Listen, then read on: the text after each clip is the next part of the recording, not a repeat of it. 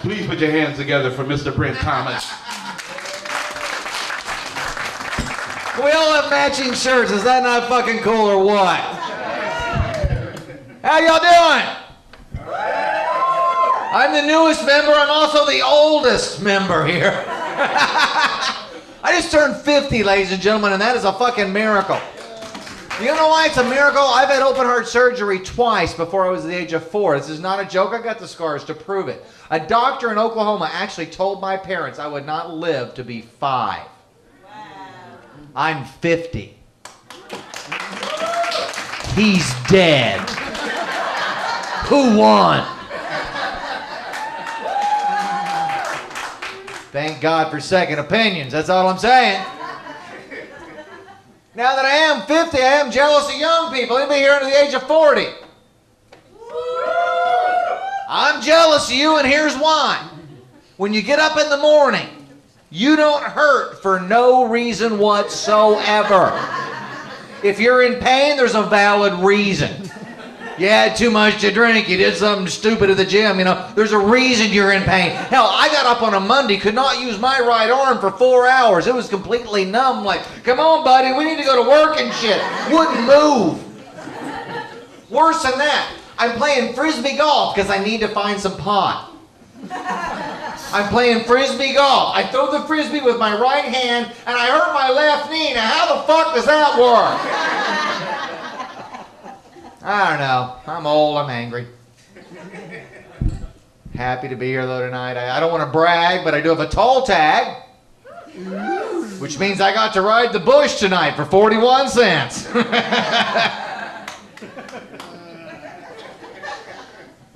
Can you believe they named the tollway the Bush? I keep waiting for the traffic report. There's a big pile up on the bush. Get off now before it gets hairy.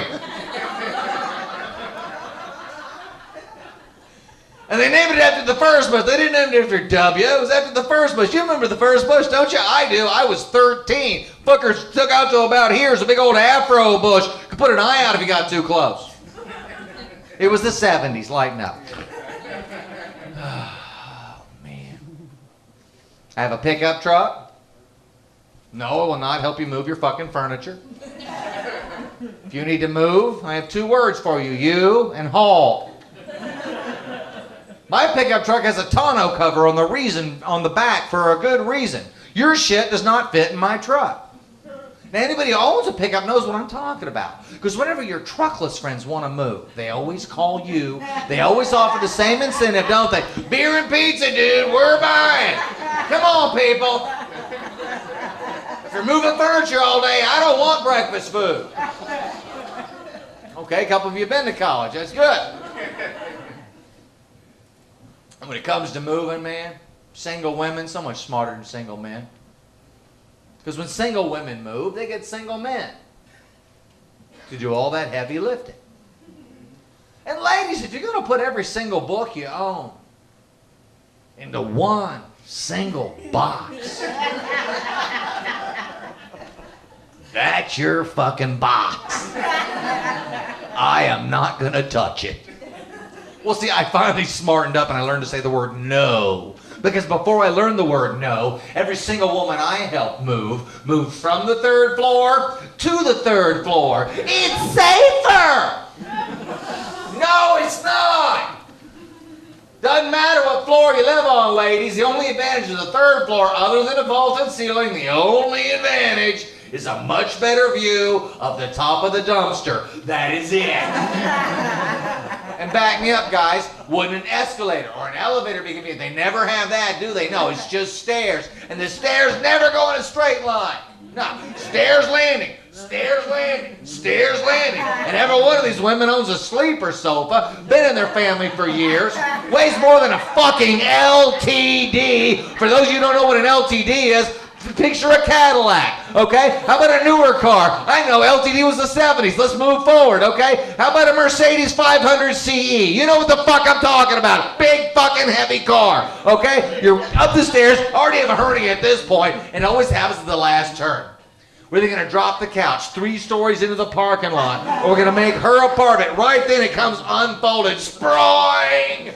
I'm getting in the face with petrified Cheetos, a nickel from 1963, and a rust-colored crayon. Who uses rust? But thanks for letting me vent. See, because that's the beauty of this gig, is I get to vent. Something pisses me off and I talk about it. I get it off of my chest. You'll never see me on the news ever being the guy who snapped and shot everybody at McDonald's. It'll never be me. I hate McDonald's. And if I'm going to snap, folks, I'm not going to go to Mickey D's and kill some poor working dude who's trying to get a Happy Meal for his kid. If I'm going to snap, I'm going to Three Forks. I'm going to the mansion. I'm going to shoot a bunch of snotty-ass rich people and someone will be happy. Who? The busboy. He will be one happy motherfucker because he hates them and their kids with their fucking crackers. Get me a real goddamn vacuum. This is ridiculous.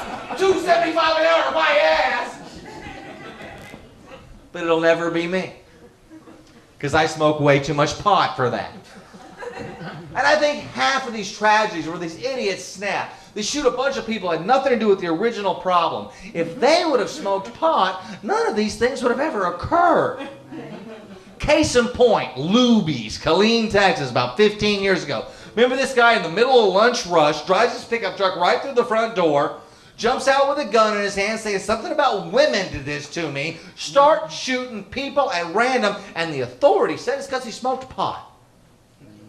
Bullshit. Now, maybe he ran out.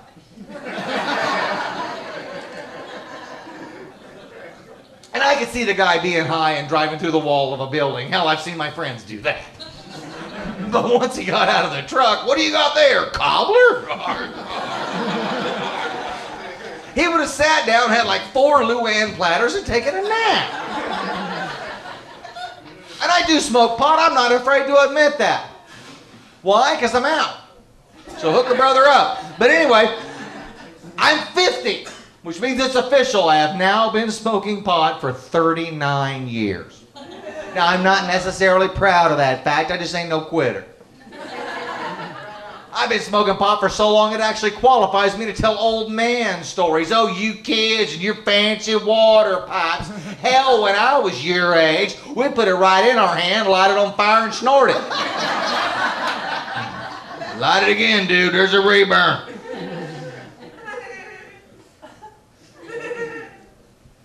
You would never voluntarily eat a lit cigarette, now would you? But you eat a lit joint in a fucking heartbeat. Nothing, all of us here. And here's what they actually told us back in high school to keep us from smoking pot. This is what they actually told us, I kid you not, to keep us from smoking pot. They said chronic pot smoking causes men to develop breasts.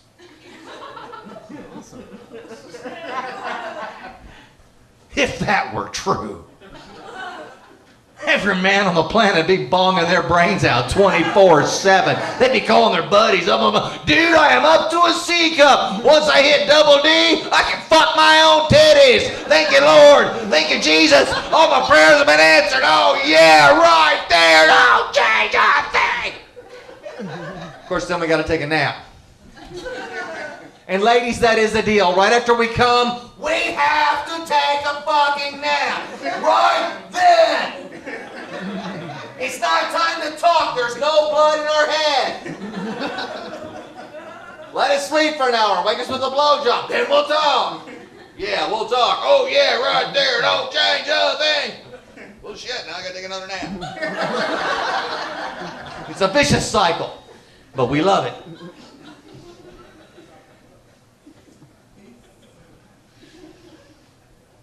I quit drinking Jägermeister. Ah, fuck that joke. Y'all didn't even respond at all, so fuck that joke. I'm not even going to go there. I think every woman on the planet should know how to change a flat tire. Now, not that you'll ever actually have to do it, ladies, but you should know how.